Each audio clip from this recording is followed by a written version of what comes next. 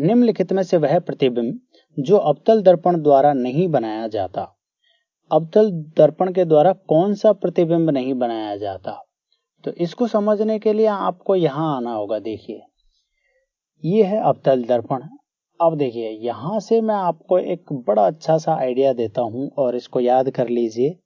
Thumb rule है अवतल दर्पण के लिए और उत्तल लेंस के लिए। आप क्रॉस में ध्यान रखना, ठीक है। जहां अवतल दर्पण होगा वहां आप उसको उत्तल लेंस के लिए अप्लाई कर सकते हैं, और उत्तल दर्पण होगा उसे आप अवतल लेंस के लिए अप्लाई कर सकते हैं। सेम, ये याद रखना है आपको, सेम चीज मिलेगी वहां पे, अवतल दर्पण उत्तल लेंस, ठीक है। तो अवतल दर्पण का देखिए, अनंत पर जब वस्तु होती है तो उसका प्रतिबिंब बनता है कहां? फोकस दूरी पर, ठीक है, एफ पर, ठीक है। अनंत से वस्तु जैसे जैसे नजदीक आती जाती है, आपको ये भी ध्यान रखना है कि अनंत पर जब वस्तु होती है तो उसका प्रतिबिंब जो है बहुत छोटा बनता है, अत्यंत छोटा, और जैसे जैसे नजदीक आती जाती है वस्तु तो उसका प्रतिबिंब, ये जो अवतल दर्पण है इसके द्वारा धीरे धीरे बड़ा बनता जाता है, बड़ा होता जाता है। जैसे जैसे वस्तु नजदीक आती जाएगी उसका प्रतिबिंब बड़ा बनता जाएगा, ठीक है। तो अब देखिए, जब अनंत पे है तो फोकस दूरी, जो फोकस है इस पे बनेगा प्रतिबिंब, ठीक है।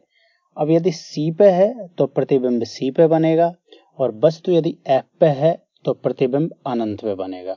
तो अनंत का तो एफ पे और एफ का अनंत पे, ये आपको ध्यान रहना है, और सी का सी पे बनता है। फिर से बता दूं, वस्तु अनंत पे है तो प्रतिबिंब एफ पे बनेगा, वस्तु सी पे है तो प्रतिबिंब भी सी पे ही बनेगा, यानी कि जो वक्रता त्रिज्या है उस पे यदि वस्तु है तो प्रतिबिंब भी वहीं बनेगा, ठीक है। और यदि वस्तु एफ पर है यानी फोकस दूरी पे है तो प्रतिबिंब अनंत में बनेगा, ठीक है। इन सभी सिचुएशंस में जो प्रतिबिंब बनेगा वो वास्तविक और उल्टा बनेगा। आपको याद रखना कैसा बनेगा, वास्तविक और उल्टा बनेगा। बस एक सिचुएशन ऐसी है जब एफ से आगे वस्तु को रखेंगे, एफ और पी के बीच में, उस सिचुएशन में जो प्रतिबिंब बनेगा वो कैसा बनेगा, आभासी और सीधा होगा। कैसा, आभासी और सीधा, और बड़ा भी होगा, ठीक है। अब देखिए, आप ऑप्शंस पे चलिए।